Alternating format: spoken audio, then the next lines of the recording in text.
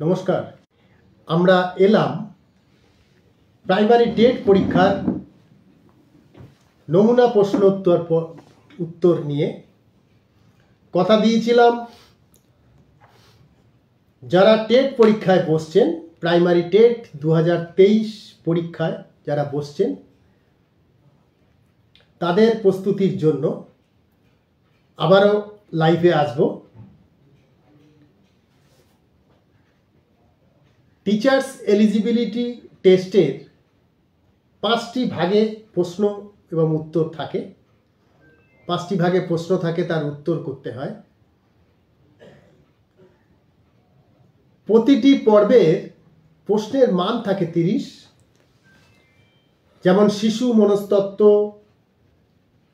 ও শিক্ষণ উন্নয়ন বিষয়ক প্রশ্ন থাকে। প্রথম ভাষা বেঙ্গলি। যে মাধ্যমের স্কুলে দরখাস্ত করবেন সেই ভাষা 30 নম্বরের প্রশ্ন থাকে। দ্বিতীয় ভাষা ইংরেজির উপর থাকে 30 নম্বরের প্রশ্ন, তার উত্তর করতে হয়। পাশাপাশি অঙ্ক 30 নম্বরের এবং পরিবেশ বিজ্ঞানের উপর 30 নম্বর। ইতিমধ্যেই আমরা বেশ কয়েকটি পর্বে কী ধরনের প্রশ্ন আসে তার নমুনা তুলে ধরেছি। একটা পূর্বাভাস বা আভাস দেওয়ার চেষ্টা করেছি আপনাদের সাফল্যের কথা ভেবে। আবারও আসলাম। আমি পূর্বেই বলেছিলাম প্রশ্ন হবে অবজেক্টিভ মাল্টিপল চয়েস ভিত্তিক। সময় দেয়া থাকবে 2.5 ঘন্টা। রবিবার 24/12/2023 দুপুর 12টা থেকে 2:30 পর্যন্ত চলবে এই পরীক্ষা। অ্যাডমিট কার্ডে যাবতীয় তথ্য লিখতে হবে, তারপর পরীক্ষা কেন্দ্রে প্রবেশ করতে পারবেন। ঘড়ি বা কোনো অলংকার পরে পরীক্ষার হলে প্রবেশ করবেন না। পরীক্ষক ও পর্যবেক্ষকদের একই নিয়ম প্রযোজ্য গোটা রাজ্যে। 773টি কেন্দ্রে নেওয়া হবে এই পরীক্ষা। এবার টেট পরীক্ষার ক্ষেত্রে 2 প্লাই সিস্টেম এমনটাই জানিয়েছেন প্রাথমিক শিক্ষা পর্ষদ। পরীক্ষার স্বচ্ছতা নিয়ে অভিযোগ থাকায় এই নিয়ম চালু হচ্ছে এবার থেকে। 2 প্লাই সিস্টেম হলো দুটি OMR সিট পাবেন পরীক্ষার্থীরা। জানা গিয়েছে একটি গোলাপি রঙের ও অপরটি সবুজ রঙের। গোলাপি রঙের উত্তরপত্রটি মুখ বন্ধ খামের ভেতর করে জমা দিতে হবে। অপরটি বাড়ি নিয়ে আসতে পারবেন পরীক্ষার্থীরা। পরীক্ষার্থীদের কালো বল পেন, অ্যাডমিট কার্ডের 2টি কপি এবং অতিরিক্ত পাসপোর্ট সাইজ ছবি নিয়ে আসতে হবে। সঙ্গে রাখবেন পরিচয়পত্র। কোনো রকম বৈদ্যুতিন যন্ত্র যেমন mobile phone, scanner, pen drive জাতীয় জিনিস নিয়ে পরীক্ষা হলে প্রবেশ করা যাবে না। আসছি শিশু মনস্তত্ত্বের উপরে যে 30 নম্বর থাকছে। একটু গুরুত্ব দিয়ে পড়াশুনো করলে এই 30 নম্বর প্রশ্ন উত্তর আপনারা করতে পারবেন। পাশাপাশি পরিবেশ বিজ্ঞানের যে 30 নম্বর থাকে তার প্রায় সবটাই উত্তর করতে পারবেন। বাংলার ক্ষেত্রে, ইংরেজির ভাষার ক্ষেত্রে, অঙ্কের ক্ষেত্রেও একই চলে আসছি চাইল্ড স্টাডি, শিশু মনস্তত্ত্বের ও উন্নয়ন যে 30 নম্বর থাকছে, কি ধরনের প্রশ্ন আসার সম্ভাবনা রয়েছে তারই একটা আভাস আমরা গত সময়ে দিয়েছি, এখনো দিয়ে যাচ্ছি আপনাদের জন্য। সরাসরি প্রশ্নে আসছি। আধুনিক অর্থে মনোবিজ্ঞান হলো ড্যাশ। এর উত্তরটি করতে হবে, 4টি অপশান থাকে। আমাদের প্রশ্নটা হচ্ছে আধুনিক অর্থে মনোবিজ্ঞান হলো আচরণের বিজ্ঞান। এর উত্তরটি হচ্ছে আচরণের বিজ্ঞান। 1 2 3 4 করে 4টি অপশান থাকবে, সঠিক উত্তরটি আপনাকে বেছে নিতে হবে। আধুনিক অর্থে মনোবিজ্ঞান কি, বা প্রশ্নটা এইভাবেও আসতে পারে, আধুনিক অর্থে মনোবিজ্ঞান হলো ড্যাশ। 1 2 3 করে অপশান। আধুনিক অর্থে মনোবিজ্ঞান হলো আচরণের বিজ্ঞান।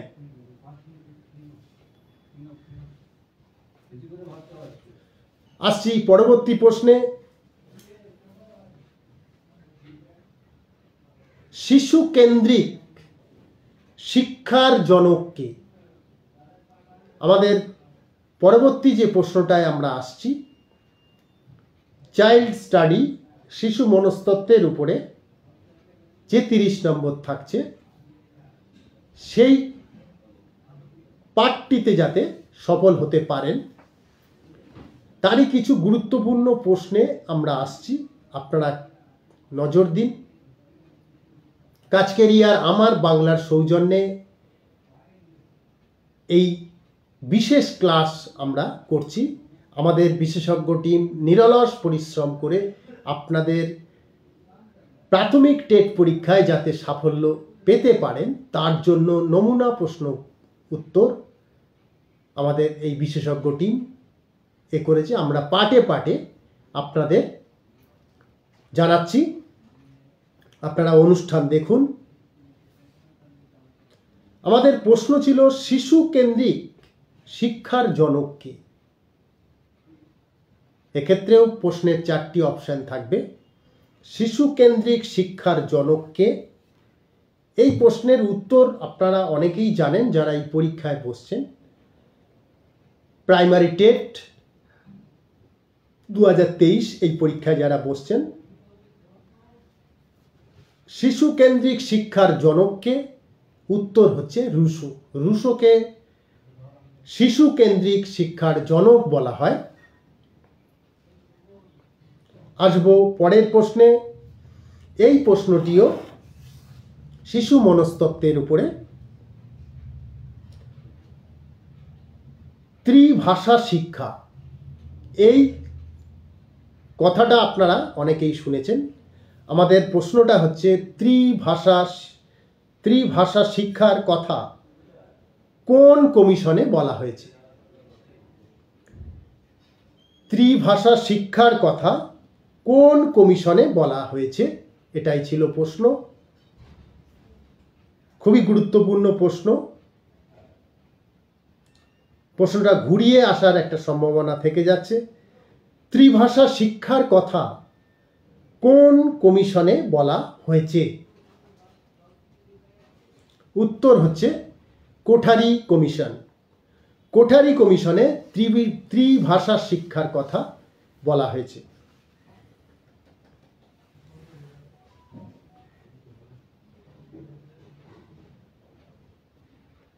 আসছি এই পর্বের পরবর্তী প্রশ্নে। মনোবিজ্ঞানকে আত্মার বিজ্ঞান কে উল্লেখ করেছেন? শিশু মনস্তত্ত্বের উপরে এই প্রশ্নটি। মনোবিজ্ঞানকে আত্মার বিজ্ঞান, কোট আনকোট আত্মার বিজ্ঞান কে উল্লেখ করেছেন? 1 2 3 4 করে 4টি অপশান থাকছে। মনোবিজ্ঞানকে আত্মার বিজ্ঞান কে উল্লেখ করেছেন? এর উত্তর হচ্ছে অ্যারিস্টটল মনোবিজ্ঞানকে আত্মার বিজ্ঞান বলে অভিহিত করেছেন।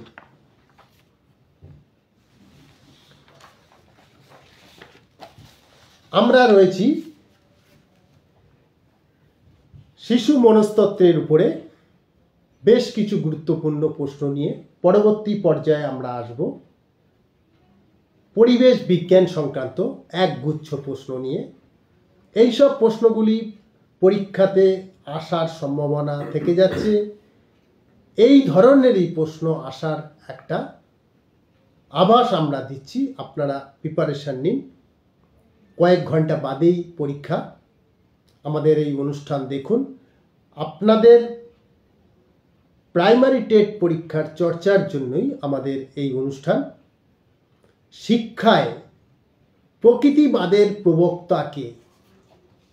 শিক্ষায় প্রকৃতিবাদের প্রবক্তা কে, এটাই ছিল প্রশ্ন। শিক্ষায় প্রকৃতিবাদের প্রবক্তা হলেন রুশো।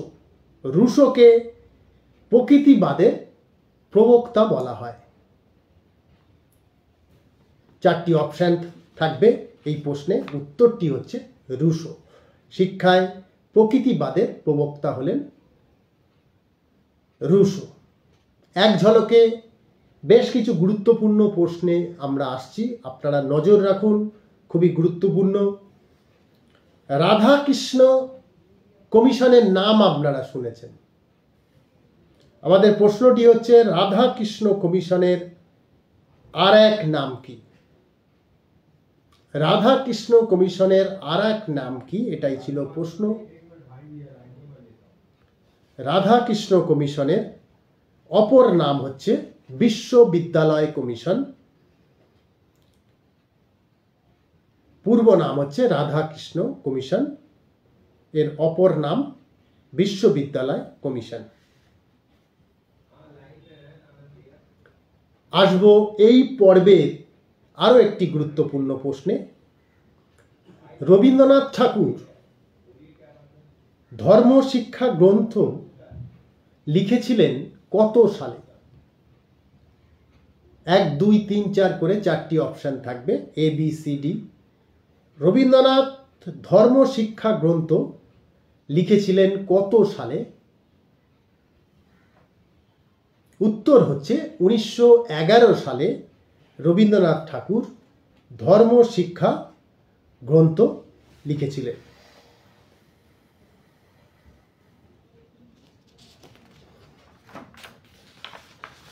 আসছি পরের প্রশ্নে। বাঙালিদের প্রথম শিক্ষাগুরু কে ছিলেন?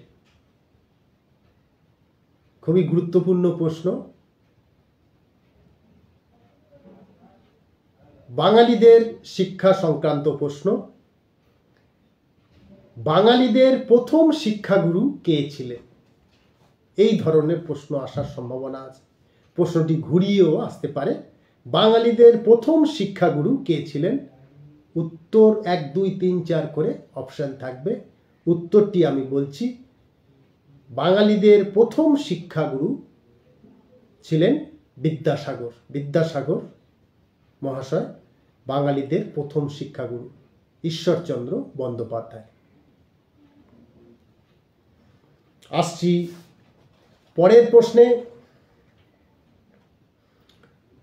আপনারা জানেন শিক্ষার অধিকার আইন চালু হয়েছিল। শিক্ষার অধিকার আইনটি চালু হয়েছিল। আমাদের প্রশ্নটি হচ্ছে এই পর্বে, শিক্ষার অধিকার আইনটি কবে চালু হয়? উত্তর হচ্ছে 2010 সালের 1 এপ্রিল। অপশন থাকবে, আমি উত্তরটি বলছি, 2010 সালের 1 এপ্রিল শিক্ষার অধিকার আইনটি চালু হয়েছিল। 2010 সালের 1 এপ্রিল তারিখটিতে। আসছি পরের প্রশ্নে। শিশু শিক্ষা আন্দোলনের প্রধান কারণ কি? শিশু শিক্ষার যে আন্দোলন, হয়েছিল। আমাদের প্রশ্নটি হচ্ছে শিশু শিক্ষা আন্দোলনের প্রধান কারণ কি? শিশু শিক্ষা আন্দোলনের প্রধান কারণ হচ্ছে মনস্তাত্ত্বিক। শিশু শিক্ষা আন্দোলনের প্রধান কারণ হলো মনস্তাত্ত্বিক।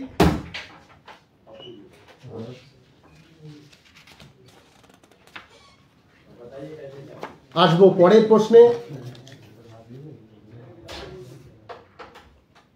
প্যাভলভের তত্ত্বটিকে কি বলা হয়? প্যাভলভের যে তত্ত্ব, সেই তত্ত্বটিকে কি বলা হয়? আসবো উত্তরে। টাইপ 1 শিখন। প্যাভলভের তত্ত্বটিকে বলা হয় টাইপ 1 শিখন। তালুসাইসি খ দন্তান্ন। এই প্রশ্নটিরও 4টি অপশন থাকবে।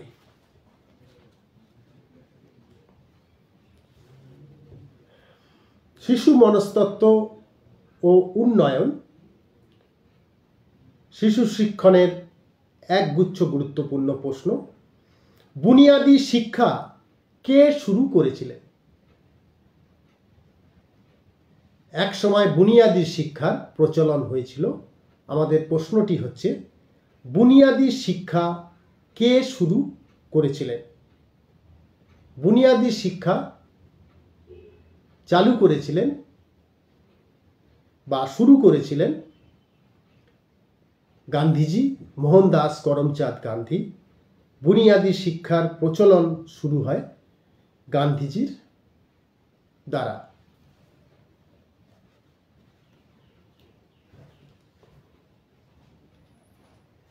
একটা সময়, আসছি পরের প্রশ্নে, প্রশ্নটিও খুবই গুরুত্বপূর্ণ, মুক্ত শিক্ষার বিষয়টি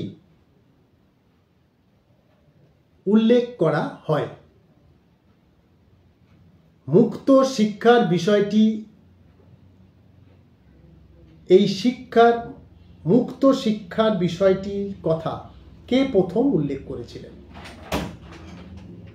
প্রশ্নটিতে আরো একবার আসছি, মুক্ত শিক্ষার কথা কে বলেছিলেন? এটাই হচ্ছে প্রশ্ন। মুক্ত শিক্ষার বিষয় বলেছিলেন রবীন্দ্রনাথ ঠাকুর, যিনি মুক্ত শিক্ষার কথাটি বলেছিলেন।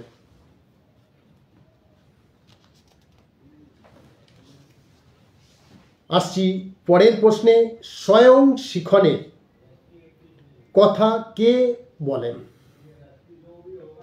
স্বয়ং শিখনের কথা কে বলেন? উত্তর হচ্ছে মন্তেশ্বরী।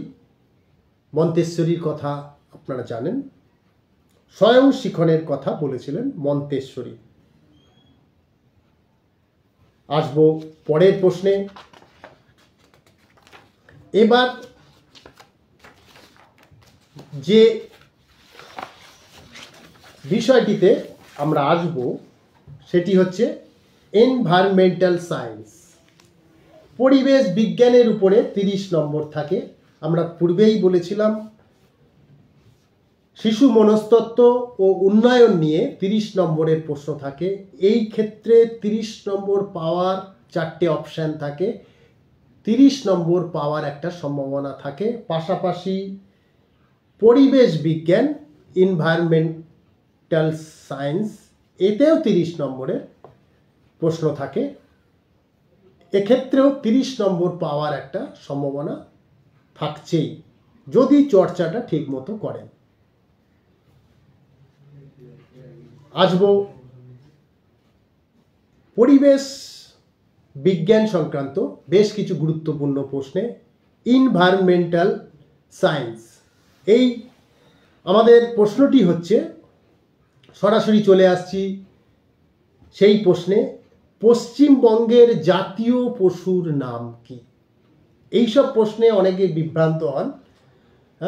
4টে অপশান থাকে, সুতরাং খুব ঠান্ডা মাথায় সঠিক উত্তরটি বেছে নেবেন। প্রশ্নটি ছিল পশ্চিমবঙ্গের জাতীয় পশুর নাম কি? 1, 2, 3, 4 করে চারটি অপশান থাকবে। পশ্চিমবঙ্গের জাতীয় পশুর নাম হচ্ছে মেছো বিড়াল। মেছো বিড়াল হচ্ছে পশ্চিমবঙ্গের জাতীয় পশুর নাম। আসবো এনভায়রনমেন্টাল সায়েন্সের আরও বেশ কিছু গুরুত্বপূর্ণ প্রশ্নে। আপনারা অনুষ্ঠান দেখুন, অন্যকে এই অনুষ্ঠান দেখার সুযোগ করে দিন। প্রাইমারি টেট 2023 পরীক্ষার প্রস্তুতির জন্য আমরা এই বিশেষ অনুষ্ঠানটি করছি। যদি আপনাদের ন্যূনতম উপকার হয় তাহলে আমাদের এই প্রয়াস সার্থক হয়েছে বলে আমরা মনে করব। আপনারা অনুষ্ঠান দেখুন, অন্যকে দেখার সুযোগ করে দিন, লাইক ও কমেন্ট ও শেয়ার করুন। আসবো পরের প্রশ্নে। বিশ্ব অরণ্য দিবস কবে পালিত হয়? বিশ্ব অরণ্য দিবস কবে পালিত হয়, এটাই ছিল প্রশ্ন। আসছি সেই প্রশ্নে। বিশ্ব অরণ্য দিবস কবে পালিত হয়? 21শে মার্চ বিশ্ব অরণ্য দিবস পালিত হয়ে থাকে। তারিখটি আবারও বলছি, 21শে মার্চ বিশ্ব অরণ্য দিবস পালিত হয়ে থাকে। বিশ্ব অরণ্য দিবস পালিত হয় 21শে মার্চ দিনটিতে। আসছি এনভায়রনমেন্টাল সায়েন্সের আরও একটি গুরুত্বপূর্ণ প্রশ্নে। গ্রিন বেঞ্চ কি? গ্রিন বেঞ্চ কি, এটাই ছিল প্রশ্ন। এতেও এইসব প্রশ্নেই চারটি অপশান থাকছে। গ্রিন বেঞ্চ কি? 1, 2, 3, 4 করে চারটি অপশান থাকবে। গ্রিন বেঞ্চ কি এর উত্তরে আসছি। কলকাতা হাইকোর্টে পরিবেশ বিষয়ক মামলা নিষ্পত্তির বেঞ্চ। আরও একবার বলছি, কলকাতা হাইকোর্টে পরিবেশ বিষয়ক মামলা নিষ্পত্তির জন্য যে বেঞ্চ গঠিত হয় তাকে বলা হয় গ্রিন বেঞ্চ। প্রশ্নটিতে আরও একবার আসছি, গ্রিন বেঞ্চ কি? খুবই গুরুত্বপূর্ণ প্রশ্ন। কলকাতা হাইকোর্টে পরিবেশ বিষয়ক মামলা নিষ্পত্তির জন্য যে বেঞ্চ গঠিত হয় সেটি হচ্ছে গ্রিন বেঞ্চ। আসব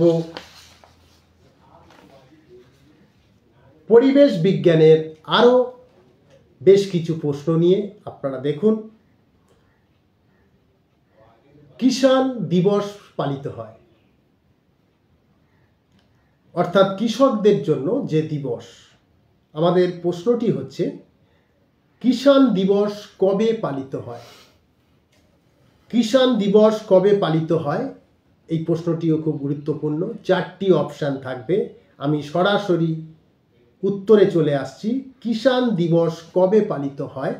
উত্তর হচ্ছে 23শে ডিসেম্বর কিষাণ দিবস পালিত হয়।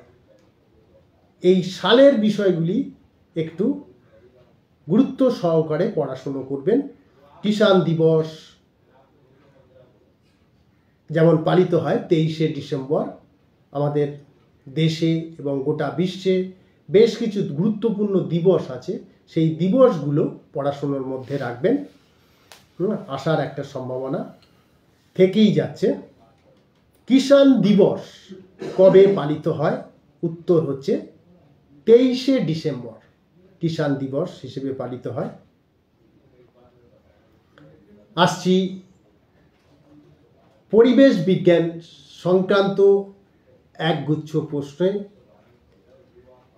পরের প্রশ্নে আসছি, পৃথিবীর মোট জমির কত শতাংশ জলাভূমি? স্বাভাবিকভাবে 1, 2, 3, 4 করে অপশান থাকবে। এ 4%, বি 5%, সি 6% এবং আমাদের প্রশ্নটি ছিল পৃথিবীর মোট জমির কত শতাংশ জলাভূমি। সরাসরি উত্তরে আসছি। উত্তর হচ্ছে 6% হচ্ছে পৃথিবীর মোট জমির মধ্যে 6% জলাভূমি। আসছি পরের প্রশ্নে, কোন গ্যাসের জন্য কয়লা খনিতে আগুন লাগে? খুবই গুরুত্বপূর্ণ প্রশ্ন পরিবেশ বিজ্ঞানের উপর। কোন গ্যাসের জন্য কয়লা খনিতে আগুন লাগতে পারে বা আগুন লাগে? এর উত্তর হচ্ছে, অপশান থাকবে অবশ্যই, মিথেন গ্যাসের জন্য কয়লা খনিতে আগুন লাগার সম্ভাবনা থাকে। আসছি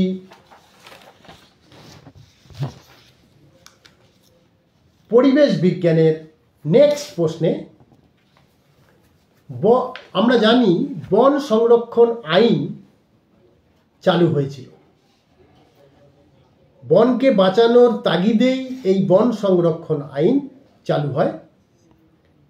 আমাদের যে প্রশ্নটি হচ্ছে, বন সংরক্ষণ আইন কত সালে গৃহীত হয়েছিল? অপশান থাকবে 1972, 1962, 1952। সরাসরি আমি 4টে অপশানের মধ্যে থেকে উত্তরটিতে আসছি। বন সংরক্ষণ আইন কত সালে গৃহীত হয়? সালটি হচ্ছে 1952 সাল। আসবো প্রাইমারি টেট 2023 পরীক্ষার শেষ প্রশ্নটিতে। সবগুলো বিষয় আমরা ছুঁয়ে গিয়েছি, যেমন আমরা শিশু মনস্তত্ত্ব, প্রথম ভাষা, দ্বিতীয় ভাষা, অঙ্ক, পরিবেশ বিজ্ঞান, সমস্ত বিষয়গুলি থেকে গুরুত্বপূর্ণ প্রশ্ন তুলে ধরার চেষ্টা করেছি। আপনাদের সাফল্যের জন্যই। আপনাদের প্রচেষ্টা সার্থক রূপদান করুক। আর একটি প্রশ্ন দিয়েই আজকের এই পর্ব, এই বিশেষ পর্ব যে লাইভ শুরু করেছিলাম তা শেষ করব। পশ্চিমবঙ্গের জাতীয় পাখি কোনটি? বিভ্রান্ত না হয়ে উত্তর করবেন। সবার সাফল্য কামনা করি, যাতে প্রাইমারি টেট 2023 পরীক্ষা দেওয়ার পরে সাফল্য পান, তার জন্যই আমাদের এই প্রচেষ্টা। চলে আসছি শেষ প্রশ্নটিতে। পশ্চিমবঙ্গের জাতীয় পাখি কোনটি? 1, 2, 3, 4 করে অপশান থাকবে। আমি সরাসরি উত্তরে আসছি। পশ্চিমবঙ্গের জাতীয় পাখি হচ্ছে মাছরাঙা।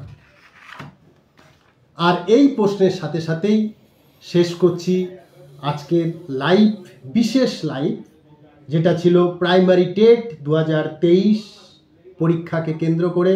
24 ডিসেম্বর কাল পরীক্ষা। ভালোভাবে পরীক্ষা দেবেন। আপনাদের সাফল্যের জন্যই আমাদের এই প্রচেষ্টা। ধন্যবাদ।